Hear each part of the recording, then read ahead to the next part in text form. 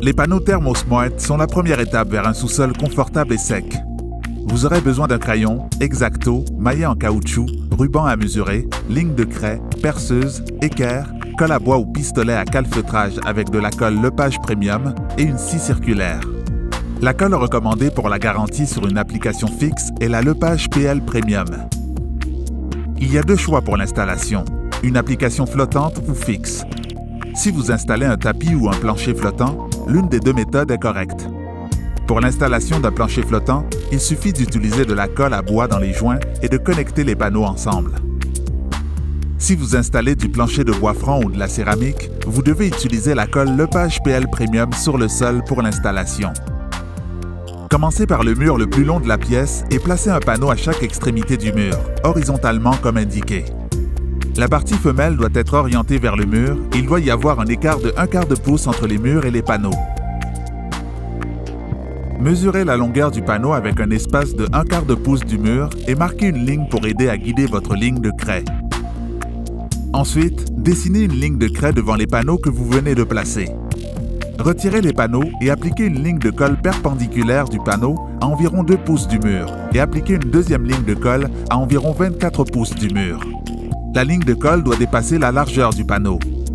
En utilisant la ligne de craie comme guide, posez le premier panneau en place et à l'aide d'un maillet en caoutchouc, tapez sur le panneau pour permettre à la colle et au panneau de se lier ensemble. Appliquez une ligne de colle à l'extrémité du panneau et appliquez une deuxième ligne d'environ 24 pouces du premier panneau déjà installé. Répétez cette étape jusqu'à ce qu'un panneau complet ne rentre plus.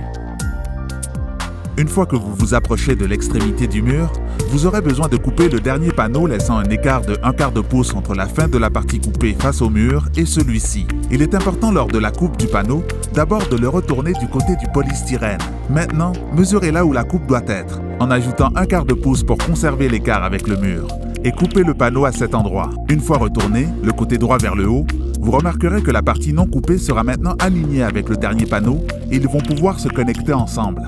Une fois que vous avez terminé la première ligne, vous devez stabiliser temporairement les panneaux avant de démarrer les lignes suivantes.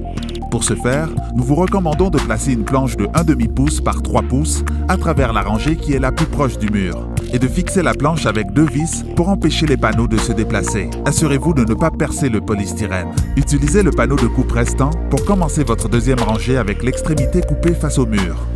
Cela va également croiser les joints et décaler les panneaux pour une stabilisation supplémentaire. Répétez le processus jusqu'à ce que votre plancher soit couvert et retirez les planches que vous avez installées pour la stabilisation. Si vous installez du plancher de bois franc, vous devrez d'abord installer des feuilles de contreplaqué sur le dessus du sous-plancher ThermoSmart.